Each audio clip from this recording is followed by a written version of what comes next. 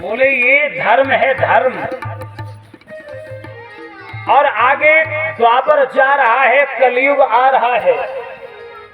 कलयुग में धर्म की दशा क्या होगी, ये संकेत है अभी से कि कलयुग में धर्म की दशा ये होगी, हम धर्म धर्म चिल्लाएंगे लेकिन धर्म के पास कोई जाने वाला नहीं होगा, मानने वाला नहीं होगा, धर्म को पकड़ने वाला नहीं होगा।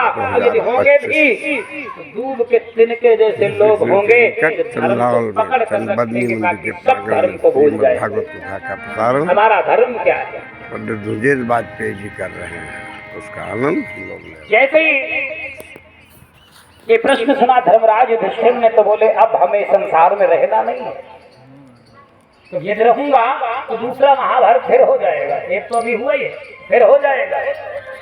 फिर अब मैं हिम की यात्रा करूंगा, हिमालय की यात्रा करूंगा।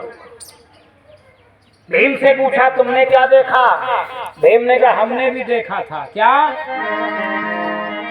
बोले वन महा देखी वायु सुत, चिड़िया एक अनूप, स्वर्णमयी काया सुघड़ अद्भुत परम स्वरूप।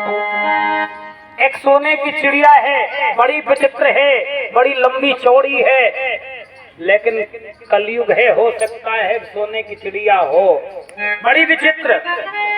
लेकिन आश्चर्य क्या था? वेद मंत्र श्रुति शास्त्र सो अंकित सकल सुवेश, पर भोजन विष्ठा करई लखि भय चरित्र विशेष। सारे शरीर पर वेद मंत्र लिखे, श्रुतियों के वाक्य अमृत वचन, लेकिन वो पक्षी विष्ठा खा रहा है, गंदगी खा रहा है। ये देख करके आश्चर्यचकित हुए भीम। बोले मैंने ये देखा है, बताओ इसका अर्थ क्या है? भगवान बोले तुमने भी कलयुग का संकेत देखा, द्वापर जा रहा, कलयुग आ रहा है, कलयुग में होगा है। रामनामी तो बड़ी अच्छी पड़ी होगी कंधे पर है, और कहाँ खड़े होंगे?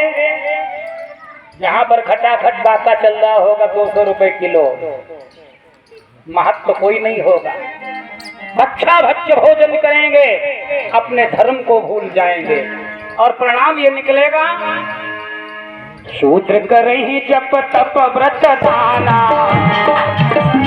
शूद्र करहि जप तप व्रत दाना, और बैठ कर आसन कहानी पुराना, बैठ कर आसन कहानी पुराना।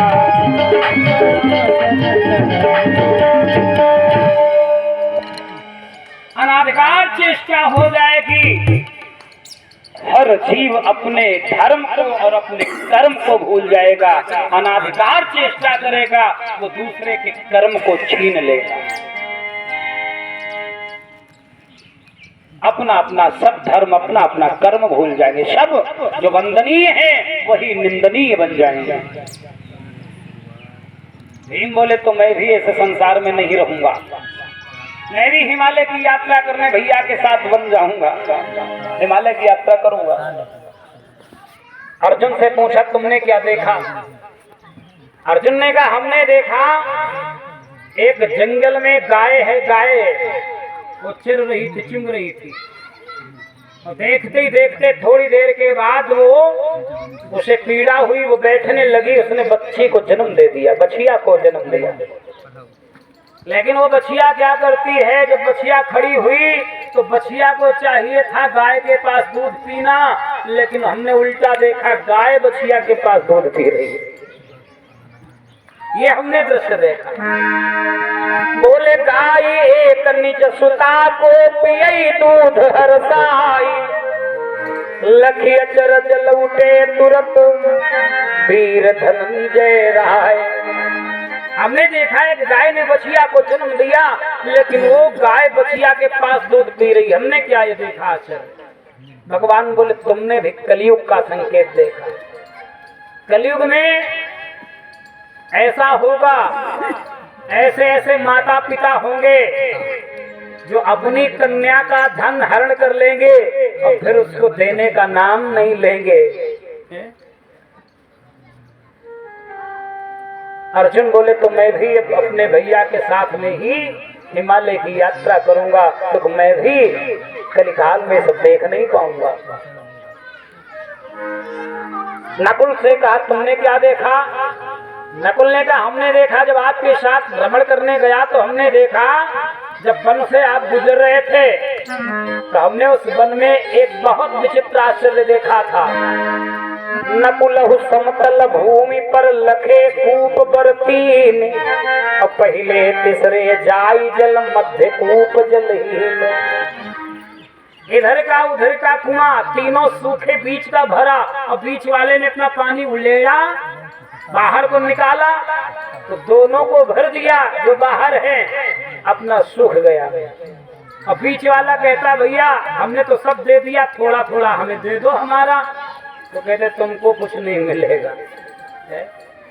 ये क्या मैं देख करके आया हूँ आश्चर्य? बोलिए कलयुग का संकेत है।